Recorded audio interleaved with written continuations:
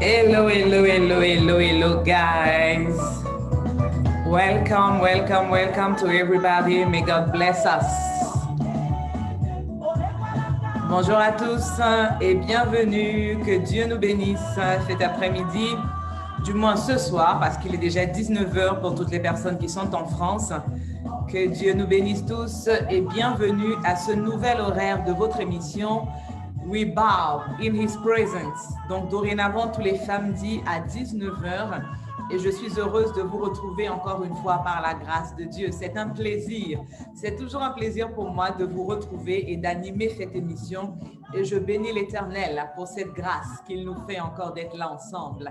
Quelqu'un peut commencer à inviter. Tu peux mettre le nom d'une personne dans tes commentaires pour taguer cette personne et l'inviter à nous rejoindre pour suivre cette émission. Parce que ce soir, nous avons un invité de privilège, un invité particulier par lequel le Seigneur va encore nous faire du bien. Souvenons-nous que nous sommes prosternés dans la présence de Dieu. We bow in His presence veut dire nous sommes prosternés dans la présence de l'Éternel.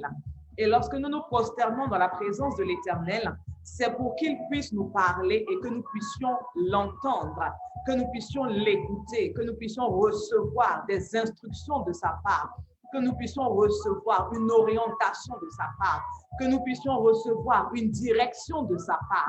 C'est la raison pour laquelle nous nous prosternons. Et pendant que nous sommes prosternés, nous ne faisons pas attention à qui nous sommes, parce que ce que nous sommes n'a pas de valeur, ce que nous sommes n'a pas d'importance devant la présence de l'Éternel, Dieu des armées.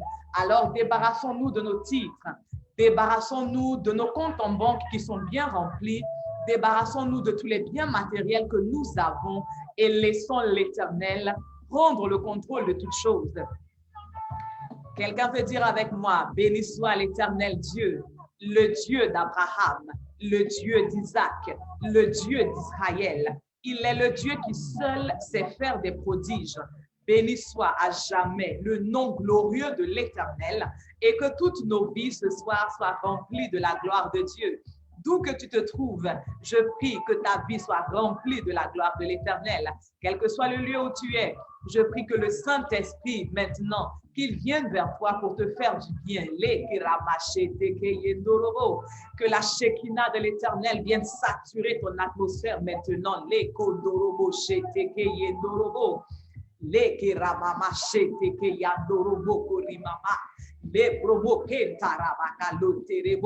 Je dis shalom à vous tous qui êtes connectés. Shalom à la sœur Augustine Florestine.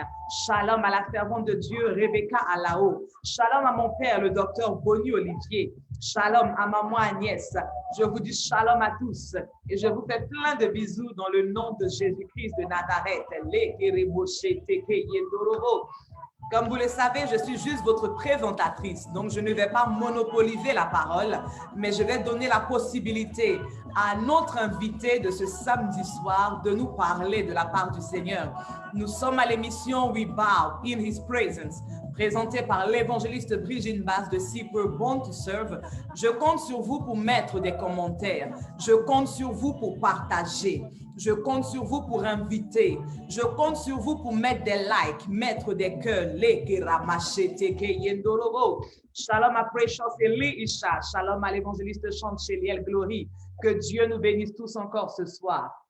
Alors, sans plus tarder, je vais laisser la parole à notre invité. Et comme d'habitude, nous, on se retrouvera tout à l'heure dès qu'il aura fini de nous parler de la part du Seigneur, dès qu'il aura terminé son temps de passage dans cette émission.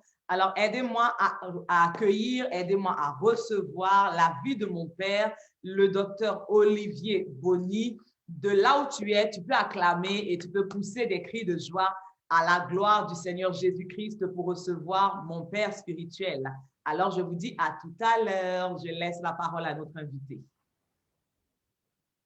Que la paix de Dieu soit avec quelqu'un, que la grâce du Seigneur accompagne la vie d'une personne qui nous regarde maintenant ici en direct sur nos pages Facebook. Que Dieu nous bénisse ce soir. Je voudrais demander à notre présentatrice de ne pas trop s'éloigner parce que je vais solliciter ses services pour me lire Matthieu le chapitre 24. Matthieu chapitre 24. Alors, nous allons dans la parole du Seigneur, dans l'évangile de Matthieu, au chapitre 24. Alors, je commence par quel verset? Verset 1. Donc, je lis la parole. Jésus sort du temple et il s'en va. Alors, ses disciples s'approchent de lui pour lui montrer les bâtiments du temple. Jésus leur dit, « Vous voyez tout cela? Je vous le dis, c'est la vérité. Ici, il ne restera pas une seule pierre sur une autre. Tout sera détruit. » Verset 3. Jésus s'assoit sur le mont des Oliviers. Ses disciples s'approchent. Ils sont seuls avec lui et ils lui demandent, « Dis-nous, quand est-ce que cela arrivera? Comment allons-nous savoir que c'est le moment de ta venue et de la fin du monde? » Jésus leur répond, « Faites attention, ne vous laissez pas tromper. En effet, beaucoup de gens vont venir en prenant mon nom. Ils diront, c'est moi le Messie, et ils vont tromper beaucoup de monde. Vous allez entendre parler de guerres proches ou lointaines. Attention, n'ayez pas peur. Oui, tout cela doit arriver, mais ce ne sera pas encore la fin. Un peuple se battra contre un autre peuple et un roi se battra contre un autre roi. Dans plusieurs régions, il y aura la famine et la terre tremblera. Tous ces événements seront comme les premières douleurs de l'accouchement. Verset 9. Alors, on vous livrera pour vous faire souffrir et on vous tuera. Tous ceux qui ne connaissent pas Dieu vous détesteront à cause de moi et beaucoup de gens abandonneront la foi. Ils se trahiront les uns les autres et ils se détesteront. Beaucoup de faux prophètes viendront et ils tromperont beaucoup de monde. Verset 12. Le mal deviendra de plus en plus fort. À cause de cela, beaucoup de gens auront moins d'amour. Mais celui qui résistera jusqu'à la fin, Dieu le sauvera. On annoncera au monde entier cette bonne nouvelle du royaume pour que tous ceux qui ne connaissent pas Dieu l'entendent. Alors, ce sera la fin. Verset 15. Vous verrez celui qu'on appelle le destructeur horrible. Il sera placé dans le lieu saint. Le prophète Daniel a parlé de lui. Celui qui lit cela doit bien comprendre. À ce moment-là, ceux qui seront en Judée devront fuir dans les montagnes. Celui qui sera sur la terrasse ne devra pas descendre pour aller chercher des affaires dans sa maison. Celui qui sera dans son champ ne devra pas retourner chez lui pour prendre son vêtement. Quel malheur ces jours-là pour les femmes enceintes et pour celles qui allaitent leur bébé. Priez Dieu pour ne pas être obligé de partir vous cacher pendant la mauvaise saison ou un jour de sabbat. En effet, à ce moment-là, les gens souffriront beaucoup. Personne n'a jamais souffert comme cela depuis le commencement du monde jusqu'à maintenant. Et personne ne souffrira plus jamais comme cela. Si Dieu n'avait pas décidé de diminuer le nombre de ces jours-là, personne ne pourrait sauver sa vie. Mais il a décidé de diminuer le nombre de ces jours-là à cause des gens qu'il a choisis. Verset 23. Alors, quand quelqu'un vous dira, « Regardez, le Messie est ici » ou « Il est là », ne le croyez pas. En effet, des faux messies et des faux prophètes vont venir. Ils feront des choses très étonnantes et des miracles pour tromper, si possible, même ceux que Dieu a choisis. Voilà, je vous ai prévenu. Alors, ça, c'est la première phrase. Il dit bien, voilà, je vous ai prévenu. Ici, nous sommes dans Matthieu, le chapitre 24, et dans la version parole de vie.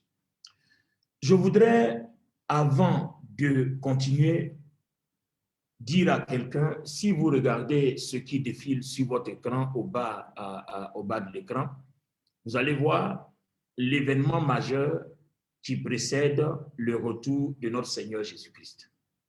Bien. il y a eu beaucoup de polémiques sur le retour de notre Seigneur Jésus-Christ.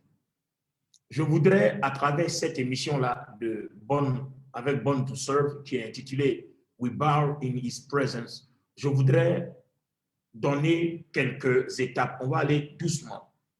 Quand on parle du retour du Seigneur, il y a deux étapes. Il y a ce que nous appelons généralement l'avènement du Seigneur, qui parle de la rencontre du Seigneur avec les airs. Ce même avènement aussi parle aussi du retour physique du Seigneur sur terre. J'explique tout ça en détail. Donc, retour du Seigneur en deux étapes. La rencontre avec le Seigneur dans les airs dont parle l'apôtre Paul dans 1 Thessaloniciens, le chapitre 4. Et puis maintenant, le retour du Seigneur sur terre. Parce que la rencontre avec le Seigneur dont parle l'apôtre Paul dans 1 Thessaloniciens, le chapitre 4, le Seigneur ne descend pas sur terre. Il reste à distance et il nous attire à lui. Cet événement-là s'appelle l'enlèvement de l'Église, pas l'enlèvement de tous les hommes, l'enlèvement de l'Église, mais de la prémisse de l'Église, parce que la dernière fois, j'ai parlé des différentes résurrections. La prémisse d'abord. Donc, la prémisse de l'Église, l'enlèvement de la prémisse de l'Église. Une fois que la prémisse de l'Église est enlevée, viendra ensuite les 7 années de tribulation qui vont être dirigées par l'Antichrist. Et cette période qui va se solder par d'énormes douleurs dont parle Matthieu, le chapitre 24. Donc, vous voyez bien que les débuts de Matthieu, le chapitre 24, tel que nous venons de le lire jusqu'au verset où on s'est arrêté, on va lire d'autres versets, mais si vous avez remarqué bien, ça ne parle pas de l'enlèvement, mais ça parle du retour du Seigneur sur terre. Alors, je vous lis quelques éléments. Je vous lis quelques éléments. Je vous lis quelques éléments. D'abord, le Seigneur dit d'abord, le temple que vous voyez, les disciples lui parlent de la beauté du temple, il dit, ce temple que vous voyez, vous ne verrez pas ce bâtiment-là parce que ce bâtiment-là sera détruit et vous ne verrez pas pierre sur pierre, il sera totalement rasé et détruit. Attention, faisons une nuance. Quand le Seigneur dit que le temple sera détruit, en effet, il y a déjà eu la destruction du temple. Et vous avez vu, il a parlé d'abomination de la désolation. Quand vous prenez la version Louis II, abomination de la désolation. Quand vous verrez l'abomination de la désolation, quand vous verrez l'impie, il dit quand vous verrez celui qu'on appelle le destructeur horrible, il parle de l'Antichrist, incarné par Satan, s'assoit dans le temple, il sera placé dans le lieu saint. Le prophète Daniel en a parlé. Donc, quand vous verrez l'abomination de la désolation, selon la version Louis II, établie en lieu saint, c'est que le retour du Seigneur est proche. J'explique. Dans l'histoire d'Israël, il y a eu déjà antérieurement 2 abominations de la désolation. Il y a eu la première abomination de la désolation sous Antiochus Épiphane, qui a sacrifié un porc dans le temple. Et il y a eu une deuxième abomination de la désolation sous l'Empire romain. On a vu Titus avec son armée et on a vu la 10e légion qui a vraiment fait ravage jusqu'à ce que le temple soit détruit. Mais vous voyez bien que le Seigneur dit, si vous voyez cela, c'est qu'il est l'heure. Mais il y a bien eu ça, mais le Seigneur n'est pas venu.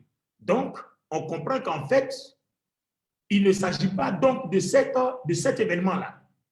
Il va s'agir d'un autre événement, d'une autre abomination de la désolation, dont parle cette fois-ci l'apôtre Paul dans 2 Thessaloniciens, le chapitre 2. Eh bien, faisons une remarque très importante. Après l'enlèvement de l'Église, les 7 années de tribulation que l'Antéchrist va diriger sont divisées en 2 parties. Il y a 3 ans et demi, parce que quand vous lisez Daniel et Apocalypse, un temps des temps et la moitié d'un temps, Voilà, un temps, des temps et la moitié d'un temps. Donc, quand on parle d'un temps, c'est une semaine. Le Seigneur dit bien ici que s'il n'abrégeait pas son retour, même des élus allaient perdre la foi. Donc, Dieu a diminué ça en une semaine parce que l'Antéchrist ne peut pas avoir une période de plus d'une semaine. C'est-à-dire une semaine d'année sabbatique, ça fait 7 ans. Donc, le Seigneur l'a diminué en 7 ans. Et donc, un temps des temps, la moitié d'un temps, on est au milieu. Donc, la marque de la bête va commencer au milieu, 3 ans et demi. Donc, l'Antéchrist aura 3 ans et demi pour s'asseoir dans le temple, 3 ans et demi pour se faire aimer, 3 ans et demi pour courtiser les gens, s'asseoir dans le temple. Et c'est là que tout le monde va commencer à comprendre les Écritures. C'est à partir de ce moment-là que les personnes qui vont commencer à renoncer à lui, les personnes qui vont commencer à refuser cette adoration-là, vont commencer à être pourchassées et maintenant ils vont instaurer ce qu'on appelle la marque de la bête. Quiconque ne prend pas la marque de la bête sera exterminé, mais ça interviendra au milieu de la moitié au milieu des 7 ans. Donc, à la moitié des 7 ans, la marque de la bête interviendra, mais pas avant. Donc, si l'Antéchrist rentre, si tout de suite, toi et moi, on voit le visage de l'Antéchrist, ça veut dire que la marque de la bête viendra 3 ans et demi après. Dès que l'Antéchrist fait son apparition, nous commençons à compter. 3 ans et demi après, il aura la marque de la bête. Donc, vous voyez que ces débuts-là ne parlent pas de l'enlèvement, ça parle bien du retour du Seigneur, mais qui s'opérera après les 7 ans de l'Antéchrist. Donc, une fois qu'il s'assoira dans le temple, le Seigneur ne viendra pas aussitôt. Il lui restera encore 3 ans et demi. Maintenant, bien évidemment, les amis, 3 ans et demi, c'est le Seigneur qui décide. Est-ce qu'il va abréger ces 3 ans et demi à partir du moment où l'Antéchrist va s'asseoir dans le temple pour se proclamer Dieu? Est-ce que le Seigneur va laisser les 3 ans et demi s'écouler? Ça, personne ne sait. Ça dépend de sa préscience, ça dépend de sa grandeur, ça dépend de son autorité et ça dépend de sa souveraineté. De toute façon, c'est lui qui a établi toutes choses. Il décidera comme bon lui semble et il le fera comme bon lui semble.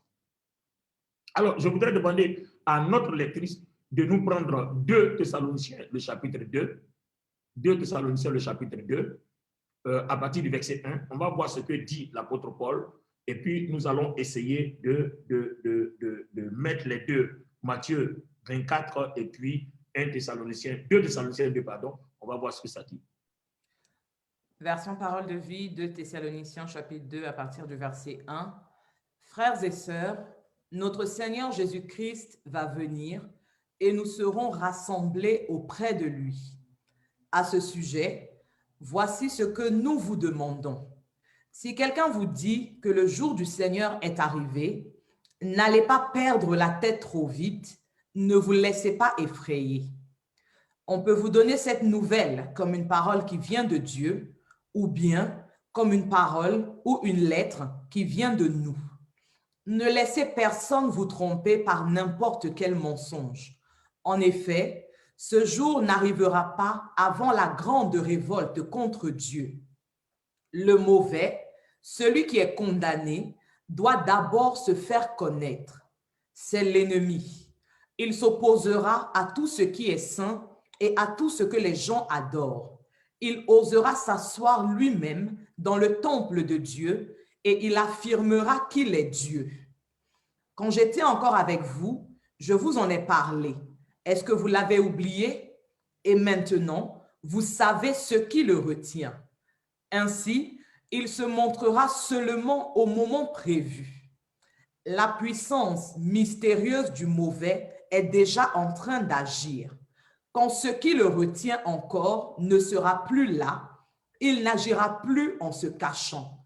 Alors le mauvais sera découvert et le Seigneur Jésus le fera mourir par le souffle de sa bouche. Il le détruira en apparaissant avec puissance. Quand le mauvais viendra avec la force de Satan, il fera toutes sortes d'actions puissantes. Il fera des choses étonnantes et extraordinaires pour tromper les gens.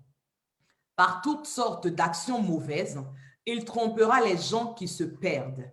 Et ils se perdent parce qu'ils n'ont pas reçu et aimé la vérité qui pouvait les sauver. À cause de cela, Dieu leur envoie une force trompeuse qui les fait croire au mensonge. Verset 12. Alors, tous ceux qui n'ont pas cru à la vérité, mais qui ont pris plaisir à faire le mal, seront condamnés. Alors, vous voyez très bien que l'apôtre Paul, à partir de 2 Thessaloniciens 2, il rejoint les premiers versets de Matthieu, le chapitre 24. Donc, faisons attention. Le retour du Seigneur. Quand on dit l'avènement de notre Seigneur Jésus-Christ, il y a 2 phases, c'est ce que j'ai dit. Il y a la rencontre avec le Seigneur, où le Seigneur ne descend pas sur terre, et il y a le retour du Seigneur après les 7 années de tribulation. Et n'oublions pas, quand on parle de 7 années de tribulation, il y a dans la grande tribulation, la phase la plus difficile, compliquée, qui va faire que même certains chrétiens qui ne seront pas enlevés peuvent perdre la foi et suivre Satan. Ça commencera à la moitié de 7 ans, jusqu'à 3 ans et demi après. Alors, faisons attention. C'est après ces 3 ans et demi que le Seigneur revient avec ses anges, avec tous ceux qu'il a choisis, pour venir régner pendant 1000 ans. Donc, il aura la bataille d'Armageddon. C'est là que le Seigneur va exterminer le mal. Il va rebâtir la terre. Donc, après les 7 ans, il aura une période de prolongation de 30 jours et 45 jours, donc de 70 jours, pour rebâtir la terre, pour tout remettre en ordre en vue du règne millénaire. Donc, le retour du Seigneur, c'est après. Et l'enlèvement de l'Église, comment on appelle cela? Je vais demander à notre lectrice, là où elle s'est arrêtée dans la lecture, de poursuivre, parce que vous allez voir, Parole de vie donne un nom qui nous aide à comprendre le retour du Seigneur, et puis l'autre nom que je ne vais pas me précipiter à donner. Nous nous sommes arrêtés au verset 12. Verset 12, on est dans Matthieu 24. Matthieu 24, où tu t'es arrêté? Matthieu chapitre 24, nous nous sommes arrêtés au verset 25. Je poursuis au verset 26. Oui. Quand on vous dira, regardez, le Messie est dans le désert, n'y allez pas. Quand on vous dira, regardez, il se cache ici, ne le croyez pas. En effet, le Fils de l'homme viendra comme l'éclair qui brille d'un bout du ciel à l'autre. Là où il y aura le cadavre, les charognards se rassembleront. Ces jours-là, les gens souffriront beaucoup et, tout de suite après, le soleil ne brillera plus, la lune ne donnera plus de lumière. Les étoiles tomberont du ciel et les puissances du ciel trembleront. Alors, dans le ciel, on verra le signe qui annonce le Fils de l'homme, et tous les peuples de la terre crieront et pleureront. Ils verront le Fils de l'homme arriver sur les nuages du ciel avec toute sa puissance et toute sa gloire. La grande trompette sonnera et le Fils de l'homme enverra ses anges et ils rassembleront ceux qu'il a choisis des 4 coins de la terre, d'un bout du monde à l'autre. Très bien. Allons-y dans le verset suivant, ça va venir. Verset 32.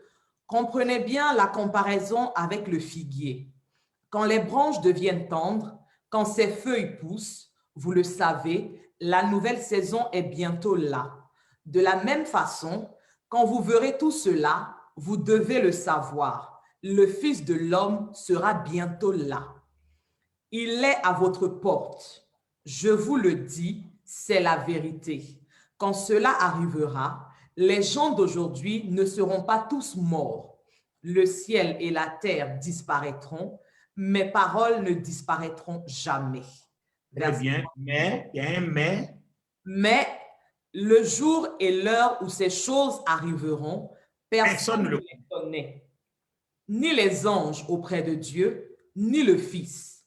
Le Père est seul à les connaître. Quand le Fils de l'homme viendra, il se passera la même chose qu'au temps de Noé. À ce moment-là, avant la grande inondation, les gens mangeaient, buvaient. Ils se mariaient ou donnaient leurs filles en mariage. Puis Noé est entré dans le bateau. Les gens n'ont rien compris jusqu'au moment où la grande inondation est venue et les a tous emportés. Très bien. Merci beaucoup. Tu vois qu'avant de continuer, tu as vu que les premiers versets avec ce que tu viens de lire, tu as vu qu'il y a une opposition. Les deux sont opposés. L'autre côté, il parle de Satan qui va d'abord s'asseoir dans le temple et tout ça, on reconnaîtra qu'il est l'heure de son retour. Mais cette fois-ci, il dit, on ne connaît ni le jour. Et il compare ça à Noé, alors que le déluge au temps de Noé, c'était un enlèvement. C'est-à-dire, Noé a écarté certaines personnes et il a détruit certaines personnes. Et Dieu, pardon, a écarté Noé et il a détruit certaines personnes. Donc, on voit que ici, le Seigneur parle dans la deuxième partie de l'enlèvement, où il va enlever certaines personnes et d'autres personnes vont périr. Mais ce jour où il va enlever certaines personnes, d'autres personnes vont périr, personne ne connaît. Donc voilà qu'aujourd'hui, tout commence à être bien clair dans notre esprit. Pour le retour du Seigneur, nous connaissons. Dès qu'on voit l'Antéchrist assis dans le temple se proclamant Dieu, c'est que le Seigneur revient dans les 3 ans et demi qui arrivent. Donc, on connaît le programme. Selon la prophétie de Daniel 9, on connaît le programme. Ça, on connaît. Mais le jour du Seigneur, là où la trompette va sonner, là où, comme le jour de Noé, Noé avertit les gens, personne n'a cru. Et puis, quand il a commencé à pleuvoir, c'était déjà trop tard. Ce jour-là, personne ne sait. Donc là, aujourd'hui, je suis là, après avoir parlé des résurrections, je suis là pour interpeller quelqu'un pour ne pas mélanger. Parce que généralement, quand on parle d'enlèvement, certaines personnes nous disent non, l'enlèvement se passera autour de 2030. Faites attention.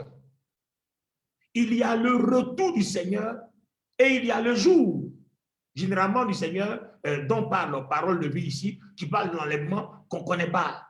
Personne ne connaît. Mais le retour du Seigneur, dès que nous voyons l'Antéchrist entrer sur scène, sur la terre, on compte 7 ans. Ça, la Bible est claire et formelle. Nous comptons 7 ans. On sait que 7 ans après, le Seigneur va revenir. Il va combattre tout ce mal-là et puis établir le règne millénaire avec tous ceux qu'il a choisis pour régner. Donc, ça veut dire que tous ceux qui ont figuré, comme dans notre émission passée, ont figuré dans les 7 catégories de résurrection de la première résurrection. Parce que la deuxième résurrection, ceux qui vont ressusciter après les 1000 ans du règne millénaire, ils vont tous en enfer. Donc, tous ceux que le Seigneur aura choisis dans les 7 différentes catégories de résurrection, c'est ceux-là, c'est avec eux qu'il viendra. Quelqu'un m'avait posé la question, mais les gens qui ressuscitent, ils vont où? Dans les 7 résurrections, si vous voulez, je ne peux pas parler des 7 résurrections aujourd'hui parce que tout simplement, j'ai parlé dans l'émission précédente. Donc, si vous allez sur la page de l'évangéliste Brigitte Mbass, l'officiel, vous allez voir les 7 résurrections. Le message, il est là. Et tous ceux qui ressuscitent, ils vont où? Il y a un endroit qu'on appelle le tribunal de Christ. Le tribunal de Christ, on ne juge personne là-bas. Toutes les personnes qui figureront parmi les choix de Dieu, parmi les 7 groupes de résurrection qui iront au ciel, seront dans un endroit qu'on appelle le tribunal de Christ. Là-bas, on ne parle pas de péché. J'ouvre la parenthèse pour dire à quelqu'un qu'une fois que tu as accepté Jésus, si tu fais partie des 7 groupes de résurrection, on ne te juge plus. Le tribunal qui va juger les gens pour le dernier jugement, ça s'appelle le tribunal du grand trône blanc. Ça, il s'agira des personnes qui vont ressusciter dans la deuxième résurrection après les 1000 ans du règne. Quand ils ressuscitent, c'est pour l'enfer. Mais sinon, le tribunal de Christ, là-bas, on détermine en fonction de la façon dont chacun aura vécu ici-bas, on détermine la récompense à donner à chacun. Parce que quand le Seigneur va venir avec nous sur terre pour le règne millénaire, qu'est-ce que nous allons devenir? Je dis des choses comme ça de façon banale. Avocat, juge, gouverneur, député, qu'est-ce que nous allons devenir? Et c'est en fonction de ton travail que tu auras fait maintenant dans l'Église, dans ta vie chrétienne, qu'on déterminera ta récompense. C'est-à-dire le genre de personnalité à t'allouer pendant les 1000 ans du règne millénaire et ensuite dans la vie éternelle. Donc, il est important pour nous, les amis, que maintenant que nous sommes dans l'Église, nous nous battons pour servir le Seigneur, pour avoir de la cote. Au lieu de chercher de la popularité devant les gens, il faut chercher la popularité devant Dieu.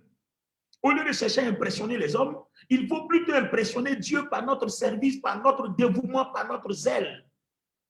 Au lieu de rester là, à te battre avec X, à te battre avec Y, à calomnier X, à calomnier Y, cherche à plaire à Dieu, pose des actions pour que le jour où on comparaîtra devant le tribunal de Christ, ta couronne soit énorme. On est là en train de se dénigrer à gauche, se dénigrer à droite, ça ne servira à rien. On est dans les temps limites. Chacun se bat pour chercher sa place. Parce qu'on ne connaît pas le jour. Ça peut être 2021, ça peut être 2022, ça peut être 2023. Et on suppose que si tout doit se fermer en 2030, il faut les 7 années de l'Antéchrist. Donc, le retour du Seigneur, on peut le situer en 2030. Dans tous les cas, nous savons que dès qu'on voit le visage de l'Antéchrist, il faut compter 7 ans pour que le Seigneur revienne pleurer une millénaire. Mais pour l'enlèvement qui doit s'opérer avant que l'Antéchrist rentre en scène, on ne connaît pas. Ça, c'est bien écrit, on ne connaît pas. On peut juste situer la période, mais on ne connaît pas. C'est pour ça que dans toujours mes prédications, j'attire l'attention. J'ai dit attention, quand nous calculons la prophétie de Daniel, dans Daniel chapitre 9, la prochaine fois que je serai invité à cette émission, je ferai le calcul dans prophétique de Daniel et nous allons voir à quelle période on se situe à peu près par rapport aux 7 années de l'Antéchrist et par rapport à l'enlèvement. Donc, quand on fait ce calcul à peu près, tout se boucle autour de l'année 2030.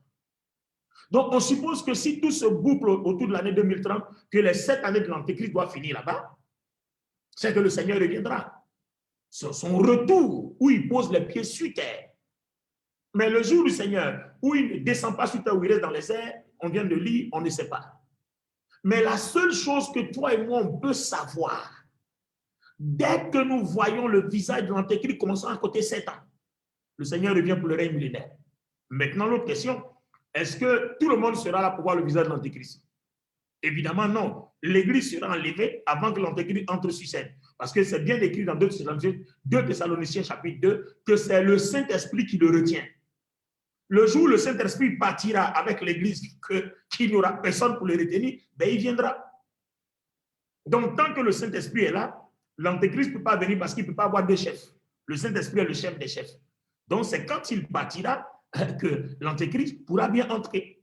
Donc, il est là pendant ce temps-là pour que ses enfants puissent faire l'œuvre de Dieu parce qu'on doit racheter le temps. Il y a beaucoup de personnes qui ont besoin de se racheter. Il y a beaucoup de personnes qui ont besoin de reprendre le service. Il y a des gens, par exemple, qui ont perdu leur récompense, d'autres aussi ont perdu leur nom inscrit dans le livre de vie. Le Seigneur nous donne toutes ces choses-là. C'est pour ça que la Bible dit racheter le temps car les jours sont mauvais. Et la fin d'une chose vaut mieux que son commencement. Donc, si on nous donne l'opportunité de racheter le temps, et si la fin d'une chose vaut mieux que son commencement, ça veut dire que ce que je n'ai pas pu être pendant 30 ans, je peux l'être aujourd'hui pendant 1 an. Donc, le Seigneur nous donne l'opportunité miraculeuse de racheter. Donc, le Saint-Esprit est là pour cette garantie. Et une fois que la période de l'Antéchrist va commencer, vous allez voir que tout le monde entier va être convaincu que la Bible est vraie. Parce que le monde entier va dire, ah, la Bible en avait parlé, on n'a pas cru. C'est comme un peu au temps de Noé. Noé a parlé, on n'a pas cru. Maintenant qu'il pleut, il faut maintenant aller frapper à la porte. Mais à l'époque de Noé, on ne pouvait plus ouvrir la porte parce qu'il y avait déjà l'eau. Mais à notre époque, on pourrait encore ouvrir la porte parce que l'enlèvement de l'Église est le 3e rang des résurrections. Donc, c'est la prémisse. Les morts en Christ ressuscités et les vivants en Christ seront enlevés en même temps, en un clin d'œil changé. Il aura la 4e résurrection, la 5e, la 6e et la 7e. Donc, il y a toujours l'opportunité. Seulement, c'est que tout ça, tout le reste là, à partir de la 4e résurrection, va se passer sous l'Antéchrist. Donc, ce sont ces périodes difficiles-là dont parle le Seigneur dans les premières lignes de Matthieu, le chapitre 24. Ça va être très difficile. Parce que l'Antéchrist ne vient pas pour continuer la démocratie. Il vient pour régner. Il vient pour établir un règne satanique, un règne démoniaque, un règne de méchanceté sans précédent. Il n'y aura de loi que lui. Il n'y aura d'adoration que lui. Ils vont transformer toutes nos églises là en culte écuménique. Et il y aura la marque de la bête. Les gens seront forcés à se prosterner devant la marque de la bête. Et celui qui ne se prosterne pas, on le met à mort.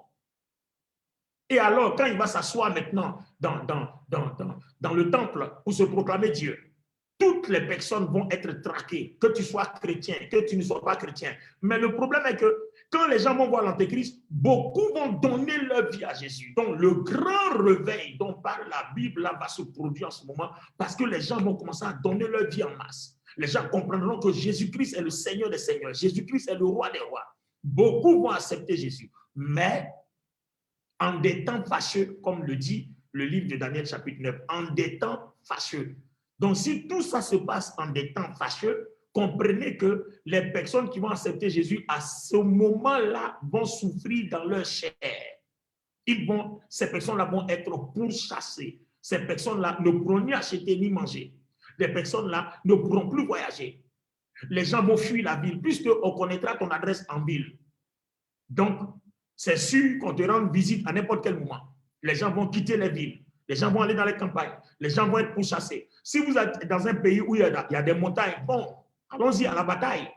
Mais s'il n'y a pas de montagne, qu'on est en terrain plat, c'est facile de te rattraper. Ça va être compliqué. C'est pour ça que ma présence ici, c'est d'exhorter quelqu'un à faire partie de la résurrection qui concerne la prémisse de l'Église. Il y a le troisième rang de résurrection. Parce que l'apôtre Paul dit, on va tous être ressuscités. On va tous aller au ciel. Parce que si quelqu'un a accepté Jésus-Christ, la personne sera sauvée obligatoirement. Il n'y a pas quelqu'un qui a accepté Jésus-Christ qui ne sera pas sauvé. Si quelqu'un dit que quand on accepte Jésus, on peut encore périr en enfer, c'est faux. C'est moi qui dis ça. La Bible est formelle dessus. Pourquoi? Parce qu'il y a plusieurs rangs de résurrection. Seulement, l'apôtre Paul dit, on ira au ciel chacun à son rang. Il y a des gens qui ont accepté Jésus, mais qui ont mené une vie bizarre. Donc, du coup, ces personnes-là peuvent ne pas être parmi la prémisse de l'Église le jour de l'enlèvement. Mais ces personnes-là sont chrétiennes, elles sont là. Alors, imaginez-vous encore, comme le dit Apocalypse, toutes les créatures que Dieu a créées, que Dieu n'a pas voué à l'extermination, parce que Dieu a créé toutes choses, il a vu que tout est bon et très bon. Donc, Dieu ne nous crée pas pour qu'on périsse. Donc, Dieu va permettre que même les païens qui n'ont pas accepté Jésus pendant la période de l'Église, après l'enlèvement, puissent accepter Jésus-Christ. Donc, il y aura les chrétiens qui ne sont pas enlevés, et puis il y aura les païens qui vont accepter Jésus-Christ. Donc, ça fait un autre groupe qui va venir. Et ce groupe-là va être combattu par tous ceux qui sont les adeptes de l'Antéchrist, parce que l'Antéchrist aura beaucoup d'adeptes, les féticheurs, les sorciers, les mystiques, tous ceux qui sont dans les sectes, la magie et autres, sont déjà acquis à sa cause. Donc, c'est tout ce lot-là qui va maintenant s'attaquer à tous ceux-là qui vont accepter le Seigneur. Et ça va être vraiment compliqué. Ça va être vraiment compliqué. Donc, une fois qu'un chrétien a raté l'enlèvement, qu'il se retrouve face à l'Antéchrist et qu'il sait que Apocalypse dit que toute personne qui prendra la marque de la bête sera exterminée. Parce que n'oubliez pas qu'il y a les fléaux qui descendront du ciel. Pendant ce temps, il y a les deux témoins qui continueront de prêcher l'évangile à la terre. Donc, le monde n'est pas encore fini. Après l'enlèvement de l'Église, ce n'est pas la fin du monde. La vie continue. Mais Daniel dit, en Daniel chapitre 9, il dit bien, la vie continuera, mais en des temps fâcheux. C'est-à-dire, les difficultés vont être énormes. Ça ne sera plus la vie où tu prends ta voiture, tu vas au supermarché. Ah non, non, non, non, non, ça ne se passera plus comme ça. Tu n'auras même plus à manger quand tu te réclameras de Jésus-Christ sous l'Antéchrist. Mais tu auras à manger quand tu te réclameras de l'Antéchrist sous l'Antéchrist. Tu n'auras pas à manger si tu es de Jésus-Christ. Donc, toutes les personnes qui verront le salut se confirmer, la parole de Dieu se confirmer, et qui donneront leur vie à Jésus-Christ pendant la période de l'Antéchrist, là, ce sont ces personnes-là que les agents de l'Antéchrist et tout le système mis sur pied va traquer. C'est pour ça que le Seigneur dit, courez dans les montagnes, la femme enceinte ce jour-là sera dans des difficultés, l'intellectuel va oublier sa mémoire, va oublier sa pensée, parce qu'aujourd'hui, quand on dit à quelqu'un, donne ta vie à Jésus, il y a beaucoup qui se font intellectuels, il est docteur, il est professeur, il est riche, il a ceci, il a cela, donc les gens se moquent de nous. Mais un moment arrivera où notre argent ne nous servira plus à rien. Écoutez, laissez-moi vous faire une démonstration biblique. Quand vous avez vos milliards aujourd'hui, vous avez travaillé dur pour avoir vos milliards aujourd'hui, et que parce que vous n'avez pas accepté Jésus, si jamais il y a l'enlèvement, et que l'Antéchrist dit, celui qui n'a pas la marque de la bête ne peut pas acheter ou manger, vos milliards que vous avez gardés auront servi à quoi? Rien. Vous ne pouvez plus les utiliser. Parce que dans tous les centres commerciaux, dans tous les supermarchés, les petits commerces, partout où vous irez, l'argent aura disparu. On payera au prix de son âme. C'est-à-dire, quand tu as pris la marque de la bête, ça veut dire que tu as livré ton âme à Satan. Donc, tu ne peux plus être sauvé. Donc, pendant la période de l'Antéchrist, toutes les personnes qui prendront la marque de la bête ont livré leur âme à Satan, ils ne peuvent plus être sauvés. Et ces personnes-là vont être détruites pour l'enfer. Les fléaux vont les détruire et les personnes-là vont être jugées pour l'enfer. Maintenant, ceux qui ne voudront pas prendre parce qu'ils ont compris la vérité, c'est-à-dire les chrétiens qui n'ont pas été enlevés, c'est-à-dire qui ont vécu leur vie chrétienne dans la légèreté, et les païens qui vont comprendre que la Bible est vraie, qui vont donner leur vie à Jésus-Christ, toutes ces personnes-là vont souffrir parce qu'il n'y aura pas à manger pour vous parce que vous ne pouvez pas payer. Il n'y aura plus d'emploi pour vous parce que vous ne pouvez plus. Même votre plantation va vous être arrachée. Votre maison va vous être arrachée. Votre voiture, vous ne pourrez plus la conduire parce que quand vous allez conduire, on ne vous demandera plus un permis de conduire, ça n'existera plus. On vous demandera plutôt l'autorisation de circuler sur cette route-là. Et cette autorisation, c'est quoi? La marque de la bête. Toute personne qui a cette marque-là peut circuler, peut voyager, peut aller partout. Mais si vous ne l'avez pas, vous ne pouvez rien faire. Voici la vérité et voici la réalité. C'est de ça qu'il est question, les amis. Donc, la situation va être compliquée. C'est un salut qui vient. Donc, toutes ces personnes-là, il y a le quatrième groupe. Il y en a qui vont être décapités. N'oubliez pas aussi qu'à côté de cela, il y a Israël, qui est cette nation que Dieu a choisie pour toucher le monde, que Dieu doit sauver aussi. Donc, il y a aussi les premiers d'Israël qui vont être enlevés dans le 5e rang, au milieu des 7 ans. Tous ceux qui vont renoncer à l'Antéchrist, qui vont accepter Jésus, il va y avoir un enlèvement pour Israël au milieu des 7 ans. Donc tout ça, ça se passera dans des temps fâcheux. Alors mon exhortation ce soir, cet après-midi, ce soir, battons-nous pour faire partie du 3e rang de résurrection. Sinon, quand tu as accepté Jésus, tu es sauvé. Hein? Même si tu n'as pas été sélectionné pour faire partie du 3e rang, c'est-à-dire l'enlèvement de l'Église, la prémisse de l'Église, il y a le 4e rang. Il y en a jusqu'à 7. Il y a des anges qui vont venir prêcher l'évangile. Tu peux encore accepter Jésus pour être sauvé. Tu peux encore te repentir toujours pour être sauvé. Donc, si tu as accepté Jésus et que pour une situation, une raison quelconque qui fait que Dieu n'a pas jugé bon que tu figures parmi la prémisse de l'Église enlevée, ça ne veut pas dire que Dieu t'a abandonné, ça ne veut pas dire que tu n'es pas sauvé. Si tu n'es pas enlevé, ça ne veut pas dire que tu n'es pas sauvé. Il y a encore de la chance. Donc, tu vas te repentir et te ressaisir parce qu'il y a encore le 4e groupe, le 5e groupe, le 6e et le 7e qui t'attendent. Les 2 témoins prêchent l'évangile, des anges vont prêcher l'évangile. Il y a aussi des hommes et des femmes que Dieu va susciter dans cette période de réveil-là qui vont prêcher l'évangile. Donc, on peut toujours se repentir, on peut toujours être sauvé, mais attention, ça se passera en des temps fâcheux. En des temps fâcheux, c'est-à-dire la vie va être compliquée, tu n'auras plus ton bon lit, ton lit moelleux dans lequel tu dors, il n'aura plus de climatisation parce que la vie, tu ne pourras pas, tu seras en train d'être pourchassé de gauche à droite, tu ne connaîtras pas la paix, tu ne connaîtras plus la paix. On peut toujours être sauvé. Donc le salut ne se perd pas sur ce plan-là. Parce que l'apôtre Paul dit on sera tous sauvés, mais chacun en son rang. Maintenant, sauf si sous l'Antéchrist, la situation est tellement compliquée, tu dis, bon d'accord, écoute, je suis fatigué, je vais prendre la marque de la bête et puis je vais vivre comme je veux. En ce moment précis-là, toi-même, tu as décidé de perdre le salut. Sinon, Dieu n'a jamais décidé que celui qui accepte Jésus-Christ perde le salut. C'est pour que tous ceux qui ont accepté Jésus-Christ soient sauvés, que le Seigneur a permis qu'il y ait plusieurs rangs de résurrection. Dans la première résurrection, qui concerne la résurrection des justes, il y a 7 rangs. La résurrection des injustes, le nom même dit injuste. Donc, après les 1000 ans de règne millénaire avec le Seigneur, ceux-là comparaîtront devant le trône blanc, qui est le jugement dernier pour l'enfer. Sinon, le jugement qui arrive juste après les 7 ans de l'Antéchrist, avant que le règne millénaire ne commence, ça s'appelle le jugement des nations. C'est-à-dire, c'est là que je termine, c'est-à-dire que pendant les 7 années de tribulation, même des païens vont refuser de prendre la marque de la bête. Mais ces païens-là aussi qui n'ont pas accepté de baptiser avec Satan, l'Antéchrist, vont pas aussi accepter de donner leur vie à Jésus-Christ. Donc, il y a des gens, par la roublardise, par la marmaille, ils vont se débrouiller pour entrer dans le millénium, sans prendre la marque de la bête, sans mourir. Il y a aussi des chrétiens aussi qui vont arriver là-bas, parce que pendant la période de 7 ans de l'Antéchrist, même les chrétiens qui n'ont pas été enlevés, d'autres vont continuer à mourir, mais les gens vont se repentir. Donc, quand tu as vu l'enlèvement, que tu vois que la Bible est réelle, tu vas te repentir, tu vas ranger ta vie. Donc, si tu meurs, tu es sauvé. Donc, toutes ces personnes-là vont ressusciter après, avant que les 7 ans finissent. Toutes ces personnes, ces chrétiens qui meurent pendant les 7 ans-là, auront aussi un rang de résurrection, vont ressusciter après. Donc, il n'y a rien, il y a rien dans sa mais il n'y a rien à s'inquiéter, mais en des temps fâcheux. Donc, des personnes ils réussiront à entrer là-bas.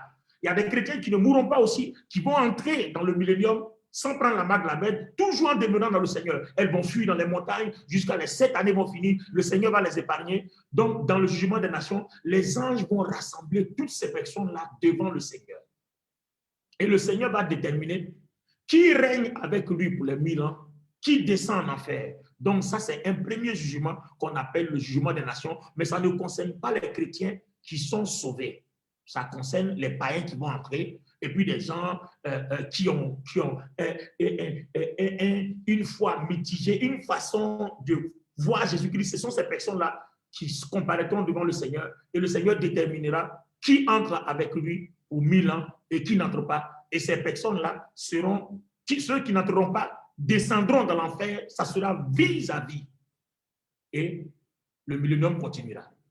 Alors, les amis, voici ma petite exhortation de ce soir, bon, avec un peu d'enseignement, mais nous aboutissons à l'exhortation qui dit, battons-nous pour faire partie de la prémisse de l'Église qui sera enlevée très bientôt, qui est le 3e rang de la résurrection. Aujourd'hui, nous connaissons la date du retour du Seigneur. On sait que quand on voit l'Antéchrist, 7 ans après, le Seigneur arrive. Ça, on sait. Il n'y a pas de doute, il n'y a même pas de discussion. Sauf celui qui a envie vraiment de nous fatiguer. Mais pour la question, en deuxième phase de Matthieu 24, pour la deuxième phase, pour la question de l'enlèvement, le Seigneur a dit, on ne connaît pas la date. Mais alors, on peut situer la période. Si on s'attache au calcul de Daniel, chapitre 9, on peut voir approximativement la date. Donc, tout ce que nous disons concernant l'enlèvement, tout est approximatif. C'est-à-dire, si moi, Olivier Boni, je vous dis, l'enlèvement va se produire en 2021, c'est approximatif. Si je vous dis, l'enlèvement va se produire en 2023, c'est approximatif. Si je vous dis, l'enlèvement va se produire en 2000, tout est approximatif. Parce qu'on ne sait pas la date. Mais on essaie de mesurer les périodes et puis on se dit, ah, soyons prêts, parce qu'il dit bien dans Matthieu 24, le Seigneur ici, Noé, ça a surpris les gens. Donc, au moment où Noé annonçait, on était dans une période. Et les gens ne se sont pas laissés avertir, ça les a surpris. Tel qu'aujourd'hui, le Seigneur se révèle, on voit les temps, on avertit les gens, mais personne ne se laisse avertir. Et nous disons, ça peut nous surprendre en 2021, ça peut nous surprendre en 2022, ça peut nous surprendre en 2023. Et nous sommes convaincus que 2023 est là. Alors, si le Seigneur ne nous surprend pas de 2021 en 2022, 2023 va être le dernier tournant parce qu'on sait que l'Antéchrist, on risque de voir son visage d'ici 2023 jusqu'à il aura sa période de 7 ans jusqu'en 2030. Et la prochaine fois que je passerai, je m'amuserai par la grâce de Dieu. Le Seigneur m'a fait la grâce de pouvoir avoir le décryptage de ces codes-là, de prendre le livre de Daniel et puis essayer de décortiquer toutes ces semaines, les 70 semaines d'années prophétisées par Daniel en son chapitre 9. On va essayer d'expliquer et puis on va voir jusqu'à quelle période on peut situer approximativement. Je dis bien approximativement, je pèse mes mots parce qu'on ne connaît pas. Approximativement, on peut situer l'enlèvement pour amener les chrétiens à prendre conscience. Mais déjà, je vous dis que pour l'avoir déjà étudié, nous sommes dans la semaine, dans le temps approximatif. On est dans 2021, 2022, 2023, un tournant très fécond. Faisons attention, 2021, 2022, 2023 est un tournant très fécond. Alors les amis, voilà ma petite contribution pour aider quelqu'un à se préparer pour le retour du Seigneur, qui est après l'Antéchrist, mais aussi, attention, pour le jour du Seigneur, son avènement, qui est la rencontre du Seigneur dans les airs, qui peut se passer dans ces temps-là. Donc, préparons-nous. Que Dieu vous bénisse. Évangéliste Brigitte Mbas, si peu born to serve, que Dieu te bénisse. Merci pour ton émission. We bow in His presence. Voilà, je crois que nous sommes à genoux dans sa présence parce que nous le supplions pour ne pas que nous ratons l'enlèvement qui est la prémisse de l'Église, le troisième rang de résurrection. On est en train de supplier le Seigneur dont we bow, se prosterne dans sa présence pour ne pas rater ce rendez-vous-là. Merci pour l'émission que tu fais. J'en suis satisfait et je suis convaincu que nos petites explications que nous donnons vont permettre à quelqu'un de prendre conscience, d'ouvrir les yeux, de comprendre que les temps pressent et les choses sont en train de se préparer. Donc, il faut que chacun fasse ce qu'il y a à faire, voilà, pour figurer parmi la prémisse qui va être enlevée en troisième rang. Et attention, dans le tribunal de Christ aussi, il faut bosser ici à l'église, sur terre, servir le Seigneur pour avoir un bon rang, occuper un bon poste pendant le millénium. On a souffert sur la terre, il ne faudrait pas qu'on soit encore des serviteurs dans le millénium. Moi, je refuse personnellement. Donc, je suis en train de me battre. Chaque jour, je bow in his presence. Je lui demande ce que j'ai à faire. Il me dit ce que j'ai à faire. Je me bats pour pouvoir le faire afin de figurer parmi les grands rangs durant le millénium. Que Dieu nous bénisse. Merci, chers amis internautes. C'était votre frère, votre serviteur, le docteur Olivier Bonny, dans We Bow in His Presence, comme présentatrice de l'émission, l'évangéliste Brigitte Mbass, qui est auteur de cette émission-là. Elle est pasteur principal de Sipe Born to Serve du côté de Paris, France. Que Dieu vous bénisse. Shalom. Merci. Amen, amen, amen, amen, amen, amen, amen. Praise the Lord. Hallelujah. I'm pretty sure that all of us have been blessed through the message and through the life of the anointed of the Lord. So I'm counting on you to keep on sharing the link, to keep on inviting people, to keep on talking about everything that you heard this evening to all the people around you. Que Dieu nous bénisse ce soir. Moi, je suis heureuse de tout ce que nous avons vécu ensemble durant cette émission et je crois que c'est également le cas pour toi qui nous as suivis, toi qui as été là depuis le début de l'émission, toi qui es arrivé en cours de route, toi qui es arrivé peut-être à la fin. Si tu n'as pas eu l'occasion de suivre l'intervention de notre invité depuis le début, prends un moment, prends une pause à la fin de l'émission et remets-toi sur l'émission depuis le début pour écouter tout ce que l'Éternel a dit à travers la vie de notre invité qui est le docteur Olivier Bonny. Alors, je veux présenter des ouvrages. Notre invité est également un écrivain et par la grâce de l'Éternel, il a sorti en 2016 3 ouvrages qui ont été remis au goût du jour. Je vous le dis souvent le lundi dans notre émission Living a Life for Christ, que ces ouvrages-là seront très bientôt disponibles sur Amazon, la FNAC, les différentes plateformes en ligne que nous connaissons. Alors, je vais vous montrer la nouvelle version de ces ouvrages que nous avons tous découverts en 2016. Nous avons donc le décryptage du psaume 23.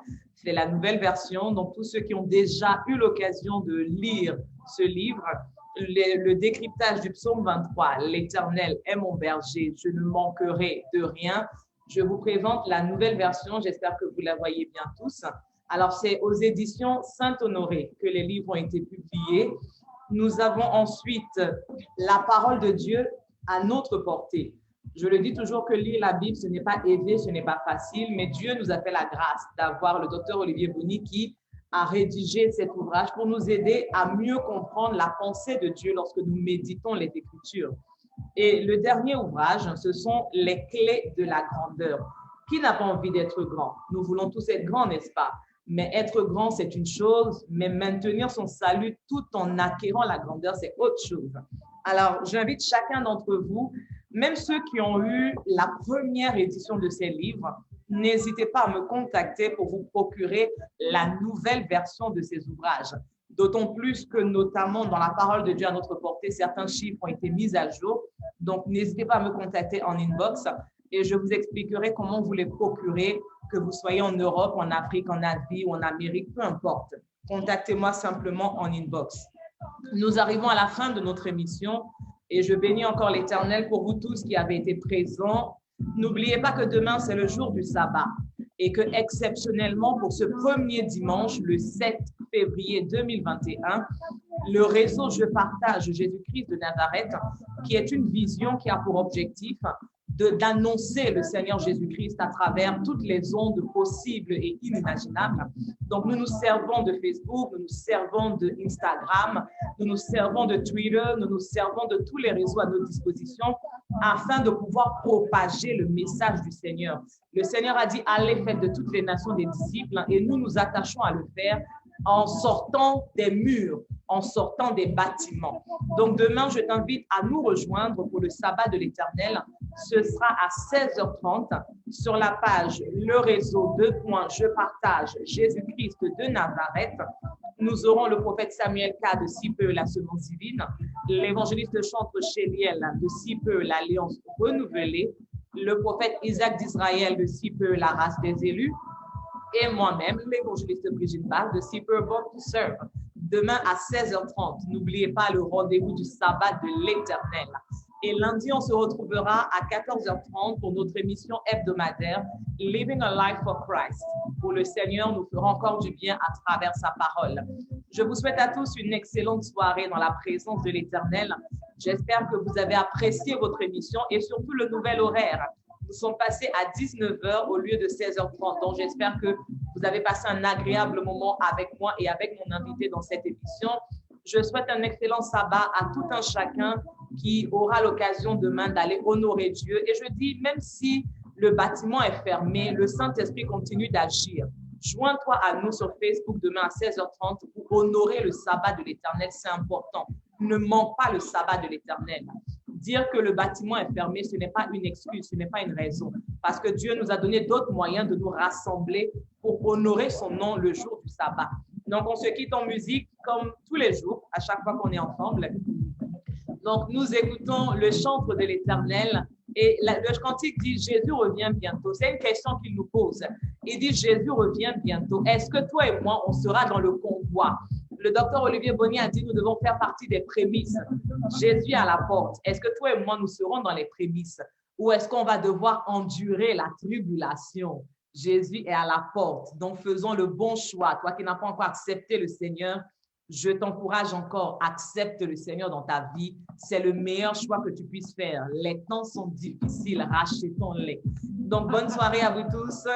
Plein de bisous à vous, où que vous soyez. Bonne soirée, bonne soirée. Alors, je mets mon invité et moi-même à l'écran pour que vous puissiez nous voir tous les deux. Nous vous souhaitons une excellente soirée. N'oubliez pas que je vous aime de l'amour du Seigneur. N'oubliez jamais que je vous aime et que le Seigneur Jésus-Christ vous aime encore beaucoup plus que moi. Alors, rendez-vous demain 16h30 par la grâce de Dieu. Bisous et shalom.